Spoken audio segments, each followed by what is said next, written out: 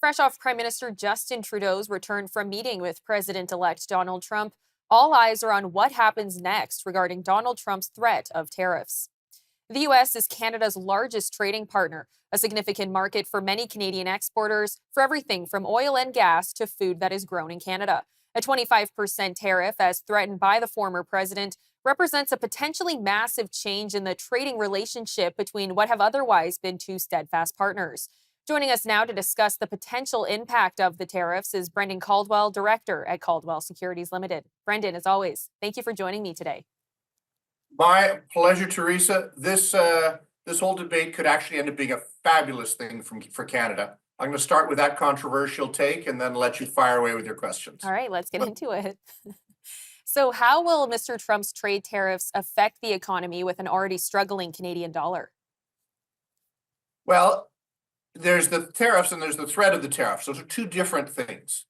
I think that, to your point you said in your introduction, the U.S. is Canada's largest trading partner, but Canada is also the U.S.'s largest trading partner. And, there's 30 states where we are their number one recipient of their exports. So trade wars are, like any war, easy to start and darn difficult to end. So I'm not sure that, given his penchant for wanting to end wars overseas rather than start them, Mr. Trump is actually going to start this thing. As many people have commented, he does use these extreme statements to get what he really, really wants. It's an old negotiating technique. Not just him, but other people use it as well. So you say this outrageous thing, so whatever you end up wanting and getting seems perfectly reasonable by comparison. I think it could be really good for Canada and the Canadian economy if we start to act a little bit more like grown-ups and become more self-reliant, to diversify our trading networks, that we act as a proper partner rather than having a more, what is perceived, at least in the U.S., more parasitical relationship.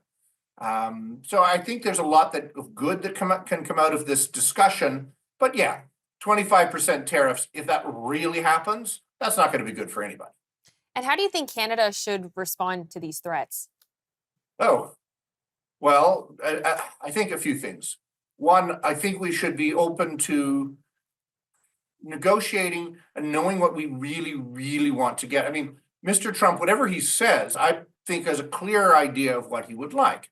What he would like is the rest of the world to stop, in his perception, freeloading off America. Now, it is a one-sided America-centric view, because in as much as America feels that they are the policemen of the world, that they're always supporting everybody militarily, that everybody's relying on the American economy for their success, and there are points to all of those things. America does just print paper and send off paper in exchange for goods, paper in the form of American dollars and American treasuries, treasury bonds, treasury notes.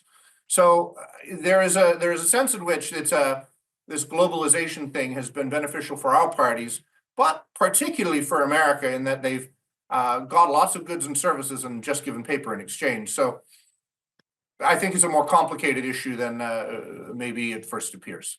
With how complicated it is, I'm curious, what do you think the outcome's going to be here?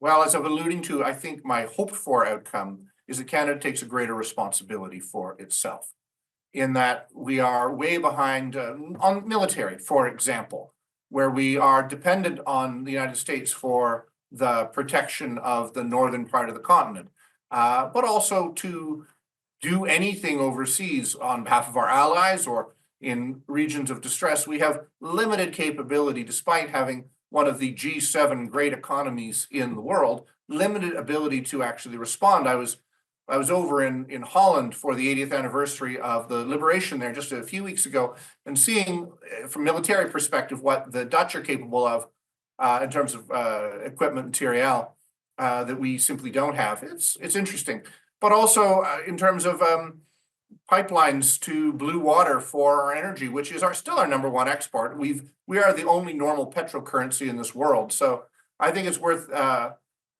becoming responsible for who we are and what we can do. Brendan, as always, thank you so much for your time today. Thank you, Theresa.